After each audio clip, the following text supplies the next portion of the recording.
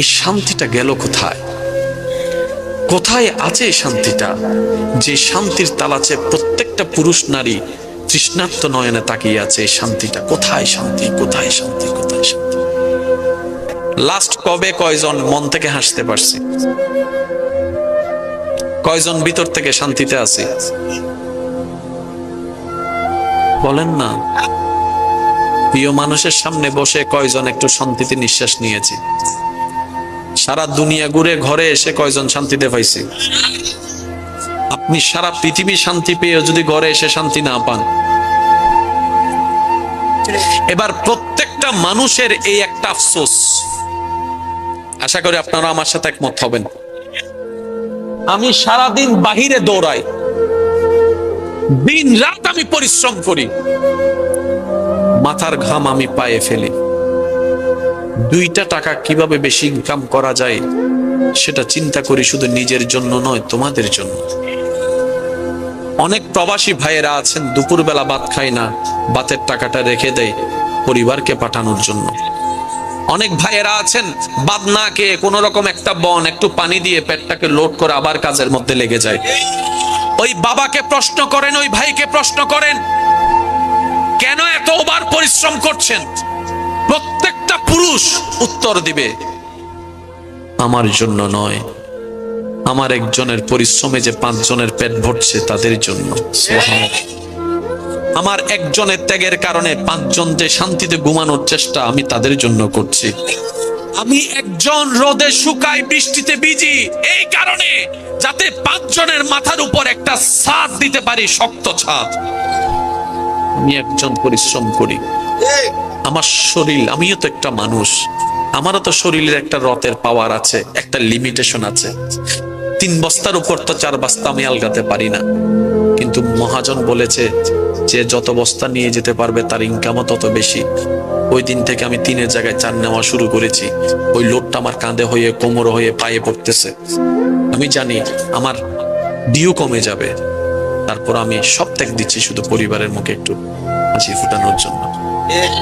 সে মানুষটা যখন প্রবাস থেকে আসে, সারা দিন বাহিরে দৌড়ায় আসে, ভিন্ন জায়গা থেকে কাজ করে ঘরে এসে যখন 2 মুঠো ভাত খেতে চায়, সেখানেও দেখা যায় এই জামিলা, ওই জামিলা, এর এই দোষ, ওর ওই দোষ, এর নামে বিচার, ও ওর নামে বিচার। শেষ পর্যন্ত ওই পুরুষ বলতে বাধ্য হয়, বাহিরেও শান্তি নাই, ঘরেও শান্তি নাই।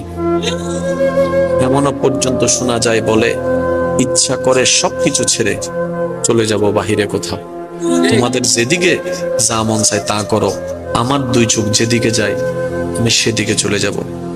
কেন বলছে? শুধু একটু অশান্তির কারণে, শান্তি না পাওয়ার কারণে। এই শান্তিটা গেল কোথায়?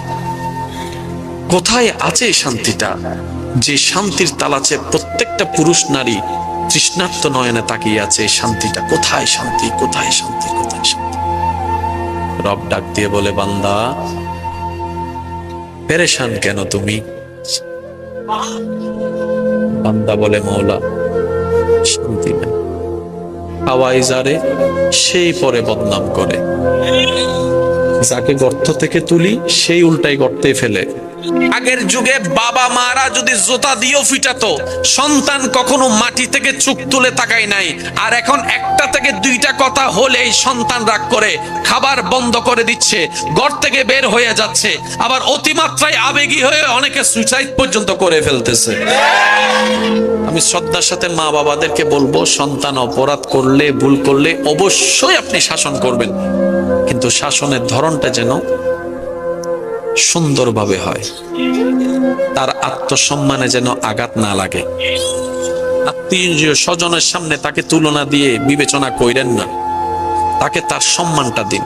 আপনার সন্তান যতই খারাপ হোক আপনি বিচার করবেন, এমন কোনো কথা বলবেন না, এমন কোনো রাস্তা করবেন না যেন বাহিরের মানুষ এসে আপনার সন্তানকে টানা দেয়, আপনার সন্তানকে ইনসাল্ট করে, আপনার সন্তানকে আন্ডার এস্টিমেট করে।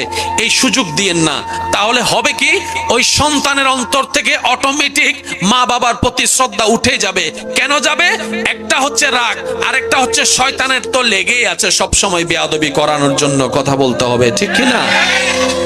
কিছু কিছু জায়গায় আমাদেরকেও একটু সাবধান হতে আল্লাহ আমাদের সবাইকে বুঝার তৌফিক দান করুন। আমার কোনো কথায় কষ্ট নিয়েছেন? আমি কিছু কথা বলি, যদি বাঁচার মতো বাঁচার ইচ্ছা থাকে, প্রাণ খুলে প্রাণ ভরে যদি নিঃশ্বাস নিতে ইচ্ছা হয়, তাহলে কথাগুলো আপনার জন্য। যতগুলা মানুষ এখানে নিঃশ্বাস নিচ্ছেন, নিঃশ্বাস নেওয়া এক জিনিস, প্রাণ ভরে নিঃশ্বাস নেওয়া আরেক জিনিস। ঘুমানো এক জিনিস, শান্তির ঘুম আরেক জিনিস। হাসা একটা জিনিস, মনের হাসা আরেক জিনিস।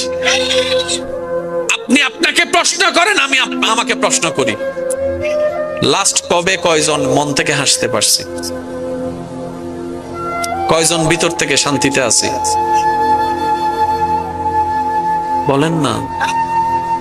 প্রিয় মানুষের সামনে বসে কয়জন একটু শান্তিতে নিঃশ্বাস নিয়েছি?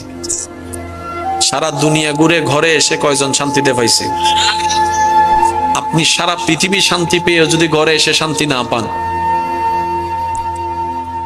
এবার প্রত্যেকটা মানুষের এই একটা আফসোস, আশা করি আপনারা আমার সাথে একমত হবেন।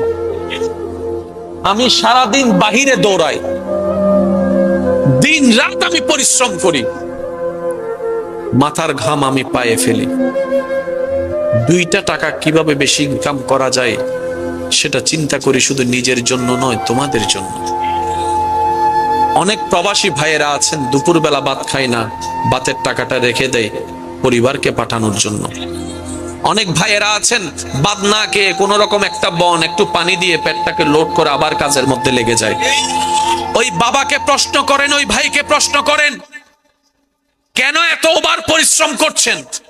প্রত্যেকটা পুরুষ উত্তর দিবে, আমার জন্য নয়, আমার একজনের পরিশ্রমে যে 5 জনের পেট ভরছে তাদের জন্য।